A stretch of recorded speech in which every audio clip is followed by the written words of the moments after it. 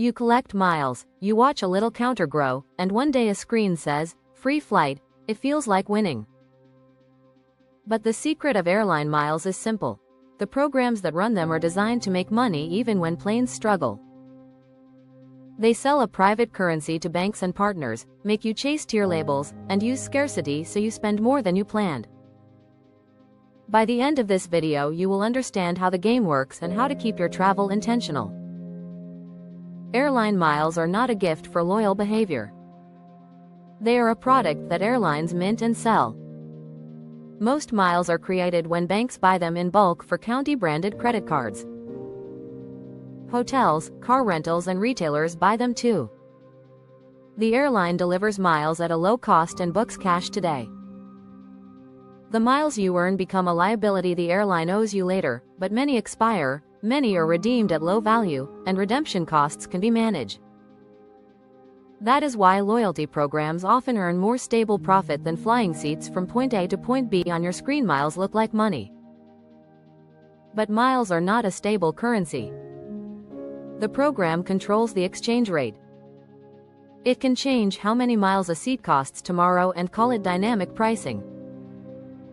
It can add surcharges and partner fees.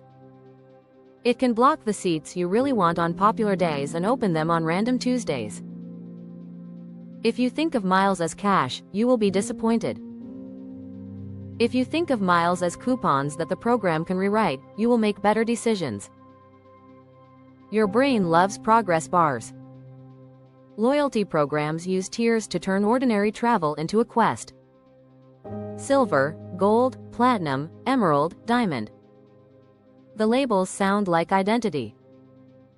The closer you get, the faster you push to finish. That is the goal gradient effect at work. Near the end of a tier year, many people pay more for a ticket, add an unnecessary trip, or route through extra connections to earn qualifying points. The miles were not free.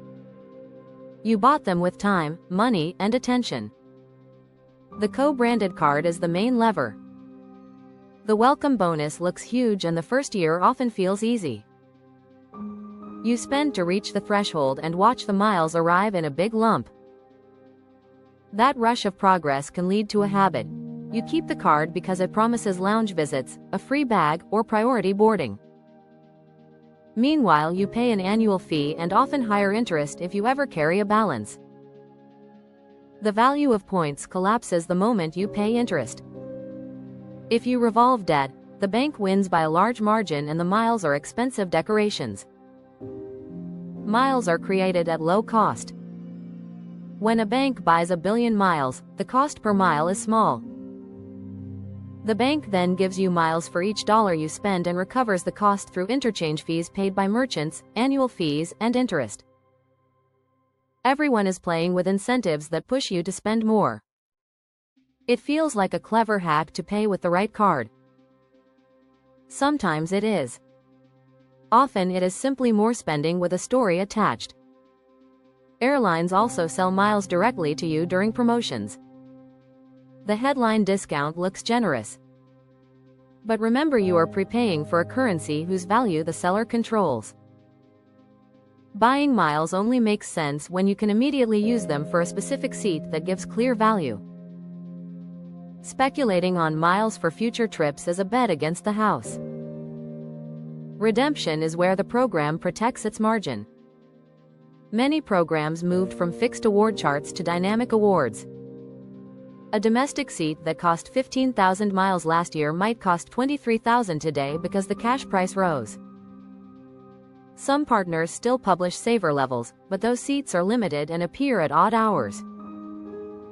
Fuel surcharges and carrier fees appear on long-haul awards, so the free flight comes with a hefty cash copay. The feeling of a free trip remains, the math quietly changes. There is also breakage. A meaningful share of miles never get used. Balances expire, people forget, or cannot find seats that match school holidays. Every mile that disappears reduces the airline's cost. Expiration dates exist for a reason.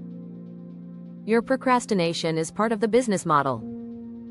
If you want to see the psychology clearly, watch your own choices around status. Maybe you pick a flight with a worse schedule because it is your preferred airline. Maybe you pay more for a flexible fare because it earns status points faster. Maybe you add a segment to fly through the hub that gives you a few more qualifying dollars. Each move has a cost. The program gives you a shiny line on your profile and says you are almost there. Almost is the most expensive word in loyalty. The benefits are real. Priority check-in, earlier boarding, a free checked bag, occasional upgrades. But benefits are only valuable if you would have paid for them. If your itinerary rarely needs a checked bag, the bag benefit is worth zero. If you fly short routes at off-peak times, complimentary upgrades may never clear. Programs present averages. Your life is not average. Miles can be excellent when you use them for what they are good at. Long-haul business class on a partner with low surcharges can deliver very high value per mile. Off-peak economy to smaller cities can be a good deal when cash prices spike. Last-minute bookings that would cost a fortune in cash sometimes remain reasonable in miles. But these sweet spots require flexibility and planning. If you only fly on holidays and want to pick exact times, cash often wins. Control starts with a simple valuation. Pretend each mile is worth roughly 1 cent in real money unless you have proof otherwise for your exact redemption. When you see a credit card earning 2 miles per dollar on groceries, think 2% back. If you can get 2% cash back with no annual fee and no redemption stress, you have a baseline.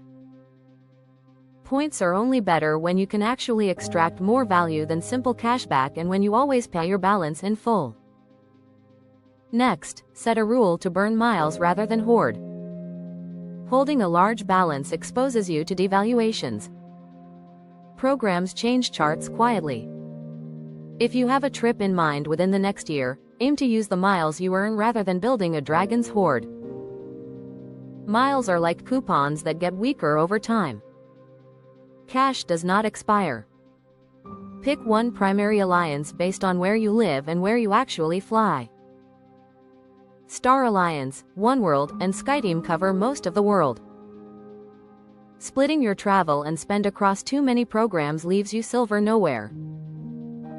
Consolidation reduces friction and improves your odds of using benefits you earn. If your home airport is dominated by one carrier, tally the value and cost of committing to it versus staying flexible with cash and low-cost airlines. Do not chase status with mileage runs unless the math really favors you. A mileage run is a trip taken mostly to earn points. Factor in all costs: fare, time, meals, hotels if needed, and the next year's use of the benefits you are chasing. If the value of those benefits is less than the cost of the run, it is a vanity trip financed by your future self. When you evaluate a co-brand card, start with 3 questions. Will I always pay in full? Do I need the specific travel perks this year? Do I already have flexible bank points that transfer to multiple airlines? If you often carry a balance, skip reward cards entirely until that changes. If you only fly twice a year and do not check bags, a no-fee cashback card is cleaner. If you like the idea of miles but want flexibility, cards that generate transferable bank points keep options open and reduce the risk of one program's devaluation. If you keep a co-brand card, make the annual fee justify itself in writing. Count the bag fees you will actually avoid, the lounge visits you will actually use, and the miles you will actually redeem at good value. If the numbers do not clear the fee without mental gymnastics, downgrade or cancel. The loyalty program expects inertia. Breaking inertia is where you save money. Watch how apps frame redemptions. They highlight miles saved and hide taxes and surcharges until late in the flow. Before you get excited, run a quick comparison. Divide the cash price of the exact flight by the miles required and subtract any cash you still have to pay. That gives you cents per mile. If the result is below your personal floor, pay cash. If it is above and the schedule works, redeem. Use a floor that matches your reality, not a blogger's best case. Inventory is split into buckets. The plane has seats, but the program only releases a small subset as saver awards. The rest price dynamically. Do not assume a lack of award seats means the flight is full. It means the program prefers cash for those seats. If you need a specific date, search early, set alerts, and consider nearby airports. Flexibility turns miles from frustrating coupons into a useful tool. Consider partners when taxes are high. Some programs pass fuel surcharges from partners to you. Others eat them. On certain routes, booking through a different partner in the same alliance reduces cash co-pays significantly. The seat is the same bed in the sky. The program you use to pay can change the bill on the ground. Do not value lounge access more than it is worth to you. A lounge can be a quiet seat and a snack. It can also be crowded and nothing special. If you travel at odd hours through small airports, your use may be low. If you mostly fly short hops, the time in the lounge is short. Price the perk accordingly before paying a premium for it. Status matches and challenges exist for a reason. If you suddenly have a heavy travel period coming, say a work project with many flights, ask for a status challenge instead of prepaying with a mileage run. A challenge gives you temporary perks and a path to keep them with planned trips you were going to take anyway. Use the airline's desire to poach you to your advantage. Families can play the game cleanly with a simple ledger. Track points and miles in one shared note, note expiration dates, and list target trips with flexible windows. When balances are small across programs, consider pooling into one program when allowed or burning for small wins like short-haul trips instead of hoarding for fantasy vacations that never happen. Beware of dynamic multipliers that make everyday spend look irresistible. 5 miles per dollar on dining sounds amazing until you translate it into cash value. If a mile is roughly a cent, 5 miles is 5%. That is strong, but only if the card has no annual fee or the bonus category is where you actually spend and you never revolve. If you pay interest 1 month, the value disappears. Airlines push buy up offers when you check in. Pay to upgrade to Economy Plus and earn more qualifying dollars. Pay to convert a basic ticket into a flexible fare that earns status. In the moment, these look like smart ways to double count the trip. Ask whether you would buy the same thing if the word status did not appear. If the answer is no, skip it. The cheapest status is not buying it. If you fly rarely, act like a free agent. Search all airlines, include low-cost carriers, and pay cash for the schedule and price that fit your life. Keep one simple card that returns cash. When a special case appears, an anniversary trip or a long haul where a flatbed matters, consider a targeted miles plan for that one trip. Book, enjoy, and empty the balance. A program does not have to become your lifestyle to be useful once. If you fly often for work, separate company convenience from personal benefit in your head. Corporate travel departments may funnel you to specific airlines. Take the perks, but do not pay out of pocket to chase a higher tier unless you already know you will use the benefits enough next year. Status is only valuable when your own travel patterns need it. Understand soft blocks like married segment logic. Sometimes a program will offer an award seat only if you book 2 segments together, not as one segment alone. If you search city by city, you might miss availability. If you search end to end, you might find it. The rules are not always visible, so vary your searches. Do not ignore taxes. Some countries and airports layer significant fees on departures. A long-haul redemption that looks cheap in miles can be expensive in cash because of those fees. If you have flexibility, try the same trip in reverse or from a different gateway. Small changes in routing can cut hundreds in surcharges.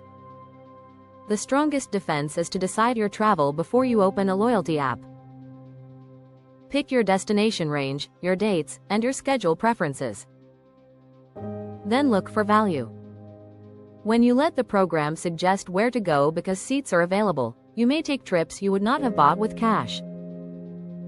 There is nothing wrong with spontaneous trips if you want them. Just notice the direction of influence.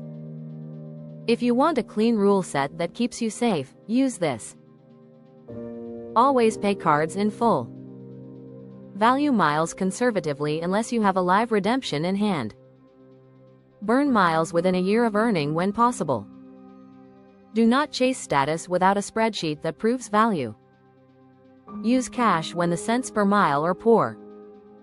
Use miles when you can book a seat that saves real money and fits your plan. Keep your eyes on taxes and surcharges.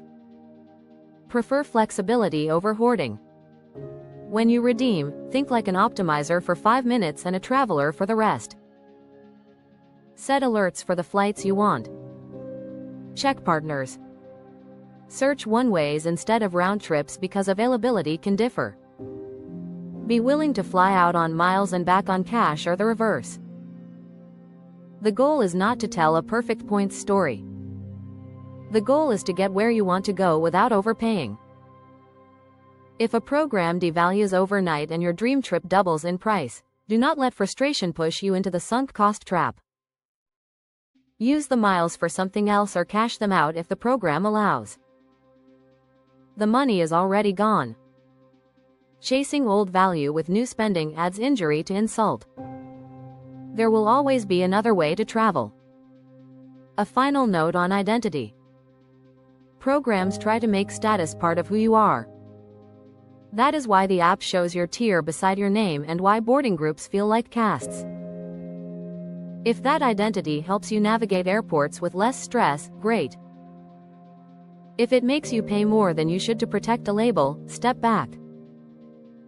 The label does not travel with you when the trip ends. Your time and money do. You can use miles as a smart tool instead of letting them use you. See them as a private currency sold to you through bonuses and stories. Translate them into cash value before you act. Enjoy the wins when a redemption fits your plan and gives you real comfort or real savings. Say no to the ladders, thresholds, and almost their prompts that exist to raise your bill. If this helped you see the system clearly, share it with someone who is always one flight away from the next tier. Tell me which travel offer you want decoded next, and I will map the psychology so you fly on your terms instead of the programs.